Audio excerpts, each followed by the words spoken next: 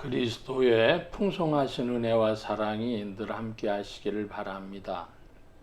오늘 이 아침에는 디모데전서 제 5장 1절로 16절 생명의 삶 큐티 9월 27일자 말씀이 되겠습니다.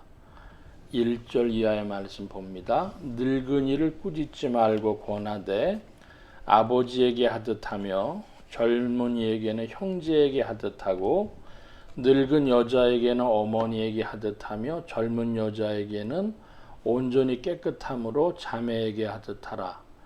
참 과부인 과부를 존대하라. 만일 어떤 과부에게 자녀나 손자가 있거든 그들로 먼저 자기 집에서 효를 행하게 하여 부모님에게 보답하기를 배우게 하라. 이것이 하나님 앞에 받으실 만한 것이니라. 참 과부로서 외로운 자는 하나님께 소망을 두어 주야로 항상 간구와 기도를 하거니와 향락을 좋아하는 자는 살았으나 죽었느니라. 내가 또한 이것을 명하여 그들로 책망받을 것이 없게 하라.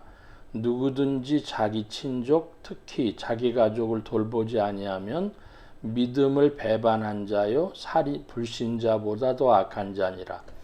과부로 명부에 올릴 자는 나이가 60이 덜 되지 아니하고 한 남편의 아내였던 자로서 선한 행실의 증거가 있어 혹은 자녀를 양육하며 혹은 나그네를 대접하며 혹은 성도들의 발을 씻으며 혹은 환난 당하는 자들을 구제하며 혹은 모든 선한 일을 행한 자라야 할 것이요 젊은 과부는 올리지 말지니 이는 정욕으로 그리스도를 배반할 때에 시집 가고자 함이니 처음 믿음을 저버렸으므로 정죄를 받느니라. 또 그들은 게으름을 익혀 집집으로 돌아다니고 게으를 뿐 아니라 쓸데없는 말을 하며 일을 만들며 마땅히 아니할 말을 하나니 그러므로 젊은이는 가서 아이를 낳고 집을 다스리고 대적에게 비방할 기회를 조금도 주지 말기를 원하노라. 이미 사단에게 돌아간 자들도 있도다. 만일 믿는 여자에게 과부가 있거든 자기가 도와주고 교회가 짐지지 않게 하라. 이는 참 과부를 도와주게 하려 함이라. 디모데전서 5장 말씀은 평범한 말씀인 것 같은데 굉장히 중요한 내용들을 담고 있습니다. 1절부터 2절은 목회자가 늙은이, 젊은이, 늙은 여자, 젊은 여자에게 보여줘야 할 태도를 명하고 있습니다. 목회자가 가져야 될 태도, 그것을 성경이 명하고 있는 것입니다. 여러 가지 원리들도 나오고 있는데요. 4절의 말씀에 보면 자녀나 손자들이 있거든 그들로 먼저 자기 집에서 효를 행하여 부모에게 보답하기를 배우게 하라. 이것이 하나님 앞에 받으실 만한 것이니라. 보답하기를 배우게 하라. 우리 그 장사하는 사람들이 내놓는 선전 문구 같은 데 보면 그동안 베풀어 주신 고객님들의 은혜에 보답하기 위하여 그래요. 그 은혜에 보답한다는 건 장사꾼들도 쓰는 말인데 사실은 가정에서도 더 나아가서는 하나님 앞에서도 보답입니다. 은혜가 먼저 있고 보답. 그런데 은혜가 있는데 보답이 없고 은혜 보답할 때 이것을 은혜를 격화시켜서 기브 앤 테이크로 주고받는 것으로 생각하는 이들이 있어요. 그거 굉장히 중요한 혼돈이죠. 먼저 주어진 것이 은혜입니다. 조건 없이 먼저 주어진 것을 자기가 감사함으로 표현하는 것이 보답입니다. 이것이 선순환이죠. 하나님 앞에서 받으실 만한 것이다. 이 말씀만 볼 수 없어 계속 서두릅니다. 5절 이하에 보면 향락을 좋아하는 자는 살았으나 죽었느니라. 향락을 좋아하는 자는 육신으로는 살아있지만 그러나 그의 영성으로 그의 심령으로는 믿음으로는 죽은 자와 같다는 것입니다. 이런 표현이 요한계시록에도 나오죠. 사대교회에 살았다 하는 이름은 가졌으나 죽은 자로다 그럽니다. 그러니까 살았다 죽었다. 어떤 이들은 이 표현을 조금 더 나가보면 하나님 앞에서는 살았으나 세상에 대하여는 죽은 자가 있고 세상에 대해서는 살았으나 하나님 앞에 죽은 자가 있습니다. 이 말씀도 안 드리고 또 8절 봅니다. 누구든지 자기 친족 특히 자기 가족을 돌보지 아니하면 믿음을 배반한 자여 불신자보다 더 악한 자니라. 믿음을 어떻게 하면 배반할까요? 우상 숭배를 함으로 믿음을 배반한다든지 주님의 이름을 부인함으로 믿음을 배반하는 것이 아니라 자기 가족을 돌보지 않으면 믿음 배반한 거라고 합니다. 근데 그 정도가 아니라 불신자보다 더 악한 자라고 합니다. 이거 지금 굉장한 내용을 담고 있는 것이죠. 다시 한번 8절을 봅니다. 누구든지 자기 친족 특히 자기 가족을 돌보지 아니하면 믿음을 배반한 자요 불신자보다 더 악한 자니라. 오늘 이 말씀만 하나 묵상하는 것도 중요한 의미가 있으리라고 저는 믿습니다. 11절도 그런 단어가 나오는데 표현이 젊은 과부는 올리지 말지니 이는 정욕으로 그리스도를 배반할 때에 시집 가고자 함이니 그리스도를 배반할 때에 시집 가고자 함이니 정욕이 크다. 세상 더욱 사랑한다. 그것이 그리스도를 배반하는 것입니다. 자기 친족, 가족을 돌보지 않은 것 믿음을 배반하는 일입니다.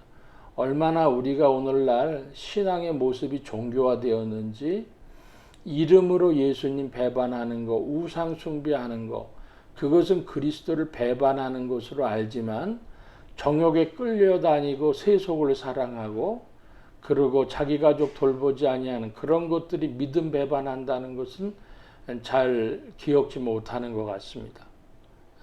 그렇고 한 가지 더 보면 9절에 과부로 명부에 올릴 자는 나이가 60이 덜 되지 아니하고 한 남편의 아내였던 자로서 그럽니다. 이게 원래는 한국 교회에서 그 권사를 세울 때의 기준이었습니다. 뭐냐 그러면 60이 덜 되지 아니하고 한 남편의 아내였던 자로서 선한 행실의 증거가 있어. 선한 행실의 증거가 있어. 자녀를 양육하고 나그네 대접하고 성도들의 발을 씻기고 환난 당한 자 구제하며 모든 선한 일을 행한다. 자, 이때에 요 한 남편의 아내였던 자다. 그러면 여기 이제 무슨 일이 되냐면은 흔히 우리 한국말에 작은 집, 첩이다. 이런 사람들 중에 이제 그 생활을 청산했습니다. 예수 믿고. 그런데 권사로서 이렇게 취임할 수 있느냐 그런 문제 나와요. 교회법으로 이 60이 덜 되지 아니한다는 것을 시대 따라서 50으로 내렸고 아마 지금 교단 따라서는 45살까지 내린 교단도 있다고 제가 기억을 합니다. 그러니까 나이는 시대적 반영으로 좀 달라질 수 있고요. 그래서 한 남편의 아내였던 자로 그러면 독신이었던 사람 못하냐 이런 질문 나오죠. 그래서 이것도 이제 해석에 문제가 발생하는 겁니다. 중요한 것은 한국 교회에서 이 구절이 권사님을 세우는 규정이었는데 조금씩 변화된 바가 있다. 근데 받아들이지 않은 것은 한 남편의 아내, 독신으로 살았던 사람은 주님만 바라보고 살았다. 이렇게 영적으로 해석하기도 합니다만은 여기도 논란이 좀 있고요. 또 그 다음에 그 두 집 살림했던 사람은 안 되는 거로 해석해 왔고요. 그런 모습 여러 가지 해석이 있습니다. 그래서 또 한 가지 15절에 보면 이미 사탄에게 돌아간 자들도 있도다. 이것도 굉장히 중대 표현이 되겠죠. 이미 사탄에게 돌아갔다. 그런 표현들.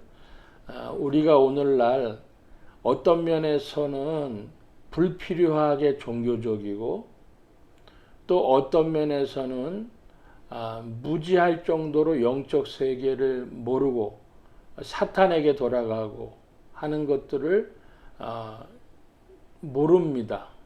그러니까 자신의 행동이 그러하다는 걸 볼 때에 오늘 우리가 믿음을 더욱 상고해서 하나님 말씀에 비추어 상고함으로 진정하게 그리스도를 배반하는 일이 무엇이며 사단에게 돌아가는 일이 무엇인지를 살필 때에 특별히 이 8절 말씀 누구든지 자기 친족 특히 자기 가족을 돌보지 아니하면 믿음을 배반한 자요 불신자보다 더 악한 자니라. 이 말씀을 주신 이유를 깊이 질문해야 하겠습니다. 오늘은 여기까지 말씀 봅니다. 기도합니다.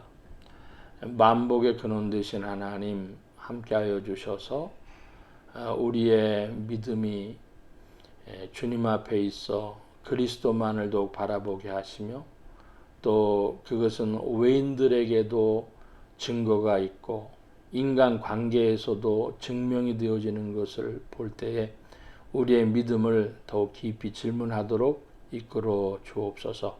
온 교회와 성도들이 함께 하심에 예수소망교회와 온 성도들과 부족한 종에도 함께하여 주옵시고 복음 전파와 영혼 구원하는 일에 쓰임받으며 성령님과 함께 전진케 하옵소서. 오늘도 도우심을 구하며 감사하며 의지하올 때에 예수 그리스도의 이름으로 기도하옵나이다. 아멘. 하늘에 계신 우리 아버지여 이름이 거룩히 여김을 받으시오며 나라의 마옵시며 뜻이 하늘에서 이루어진 것 같이 땅에서도 이루어지이다. 오늘날 우리에게 일용할 양식을 주옵시고 우리가 우리에게 죄 지은 자를 사하여 준 것 같이 우리 죄를 사하여 주옵시고 우리를 시험에 들게 하지 마옵시고 다만 악에서 구하옵소서. 되게 나라와 권세와 영광이 아버지께 영원히 있사옵나이다. 아멘.